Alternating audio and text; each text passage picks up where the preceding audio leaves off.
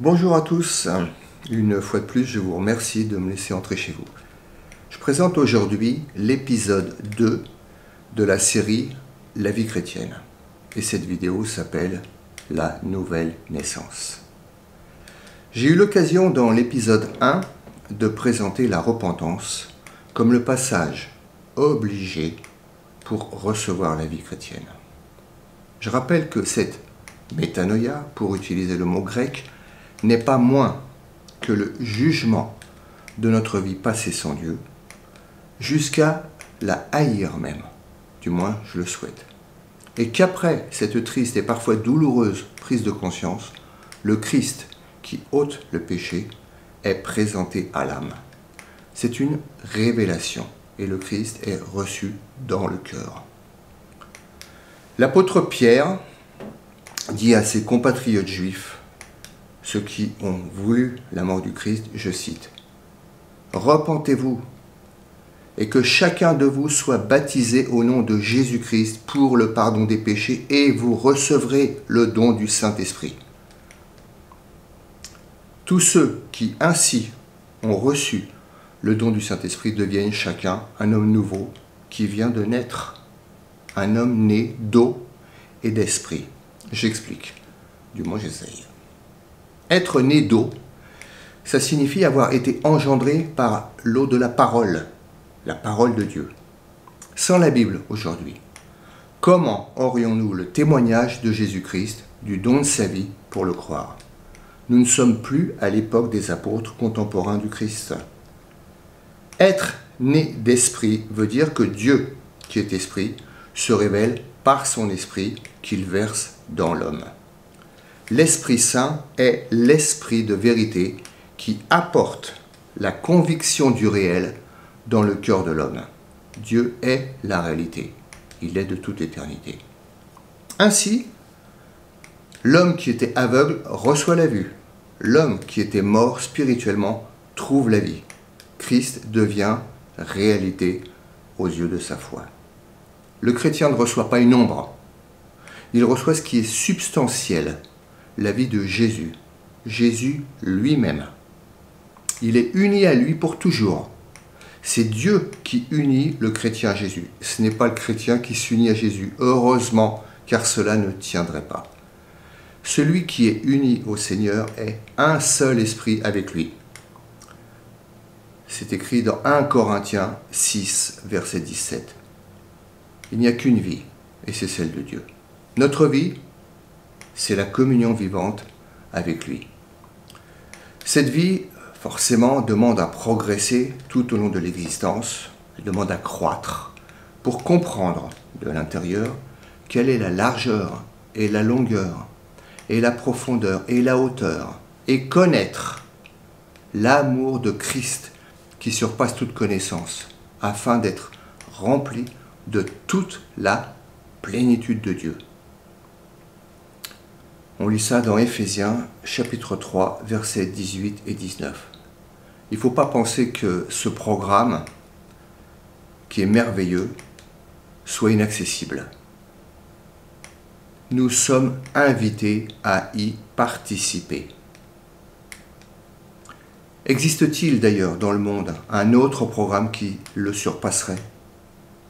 Cette immense grâce de Dieu n'aurait même pas pu être imaginé par le cœur naturel de l'homme. Ce sont des choses que l'œil n'a pas vues, que l'oreille n'a pas entendues et qui ne sont pas montées au cœur de l'homme. Ce que Dieu a préparé pour ceux qui l'aiment. En témoignage de ce changement extraordinaire, qui est le plus important miracle que Dieu a fait, j'aimerais citer la prière d'un homme de Dieu du 19e siècle. Seigneur Jésus, sois pour moi une vivante et claire réalité, plus présente au regard de ma foi qu'aucun objet visible, plus précieuse, plus intimement proche que le lien terrestre, même le plus doux. Pensez-vous que cette prière n'a pas été exaucée? Je peux vous dire qu'elle l'a été parce qu'elle l'est aussi dans la vie d'un nombre incalculable de croyants, d'enfants de Dieu. Cette prière, c'est la prière qui demande à demeurer en Dieu, et de grandir dans cette merveilleuse conscience de la présence de Dieu pour apprendre à toujours mieux le connaître personnellement. Cette vie chrétienne est une vie de foi, seulement une vie de foi, nécessairement une vie de foi. Sans cette foi, il n'y a pas la vie. Je cite l'apôtre Paul, un témoin de cette vie. Voici ce qu'il dit. Ce que je vis, je le vis dans la foi au Fils de Dieu qui m'a aimé et qui s'est livré pour moi. C'est extraordinaire. Il n'est pas le seul à le dire. Et la puissance de cette vie, c'est l'Esprit Saint, seulement lui. Jamais nos forces. L'Esprit Saint, donc, qui nous donne la communion avec Dieu, il nous fait vivre de la vie même de l'homme Christ Jésus, qui, en tant qu'homme sur la terre, a été le chef et le consommateur de cette foi, c'est-à-dire celui qui l'a amené à la perfection. Car dans cette vie, il était et demeurait toujours dans la présence de Dieu, son Père, pour ne dire et ne faire que ce que son Père disait ou faisait. Il est notre modèle d'obéissance. Nous avons la même vie en substance, par l'action de l'Esprit Saint en nous. Pour autant que nous le laissons nous remplir, sans l'attrister ni l'éteindre. Ceci nous amènera plus tard dans une autre vidéo à considérer que notre croissance dépend en partie de notre responsabilité. Mais, merveille de la grâce de Dieu. La grâce gratuite. L'Esprit Saint habite pour toujours dans le croyant. Il ne nous sera jamais retiré. Il ne nous abandonnera jamais. Car Jésus a dit, « Et moi, je prierai le Père, en s'adressant à ses disciples, et il vous donnera un autre consolateur, afin qu'il demeure éternellement avec vous. » Et le croyant est même scellé du Saint-Esprit. Je cite, « Vous aussi, vous avez espéré, ayant entendu la parole de la vérité, l'évangile de votre salut, auquel aussi, ayant cru, vous avez été scellés du Saint-Esprit de la promesse. » Quiconque a éprouvé cette communion sait vraiment ce que veut dire vivre. Et sa louange est grande envers Dieu. Évidemment, le développement de cette vie est différent pour chacun. Et nous n'aurons jamais fini d'apprendre et de grandir dans cette vie ici-bas. La Bible mentionne des petits-enfants d'ailleurs, des jeunes gens et des pères. Mais du plus petit au plus grand, tous connaissent Dieu comme leur Père. Et pour chaque vie sur terre, il y a un Père. Dieu est celui qui nous a adoptés. Parmi les hommes pécheurs que nous étions, parmi même les ennemis que nous étions. Et à tous ceux qui ont reçu Jésus, il leur a donné ce droit d'être faits enfants de Dieu. Savoir à ceux qui croient en son nom, lesquels, je répète, je cite, ne sont pas nés de sang, ni de la volonté de la chair, ni de la volonté de l'homme, mais ils sont nés de Dieu. Je résume. Une nouvelle vie a été plantée dans l'homme, la vie même de l'homme Christ Jésus. Cette vie est consciente de la présence réelle de Dieu à ses côtés, ce qui permet une relation vivante avec lui. Et il y a beaucoup à dire sur ce sujet et ce sera l'objet d'une vidéo future.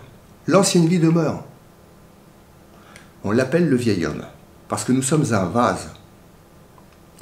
Nous avions simplement la vie du pécheur, qu'on appelle le vieil homme, et nous avons reçu la vie de Jésus.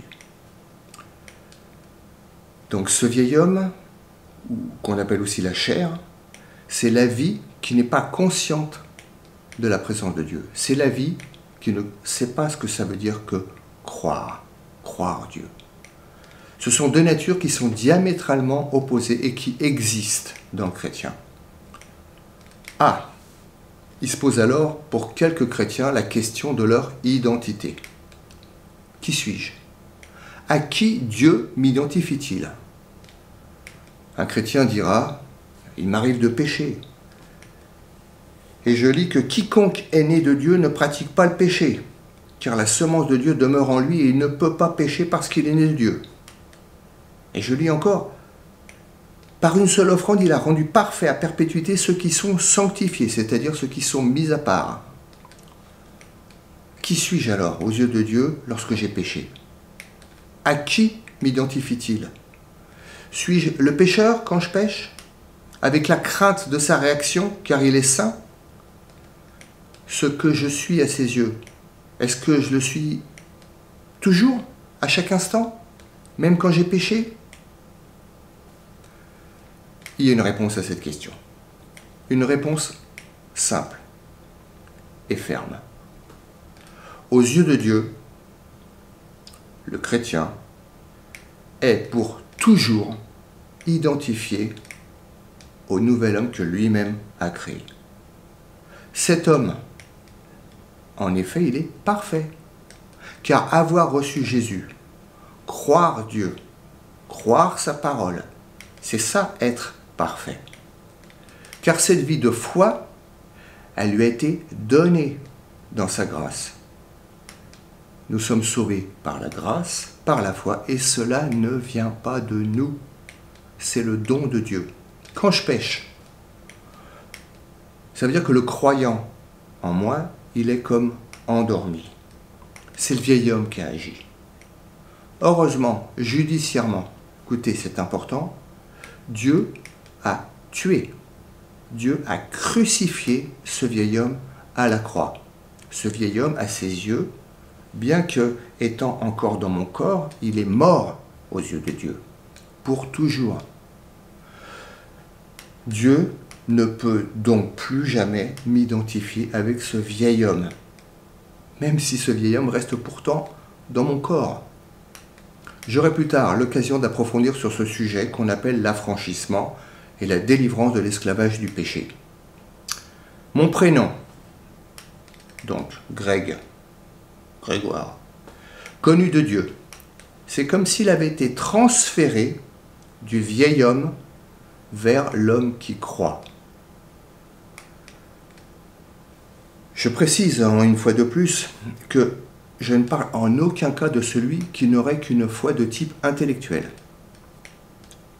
Le croyant, aux yeux de Dieu, pour pouvoir être vu comme cela, c'est celui qui croit vraiment, qui est convaincu, qui a reçu la révélation.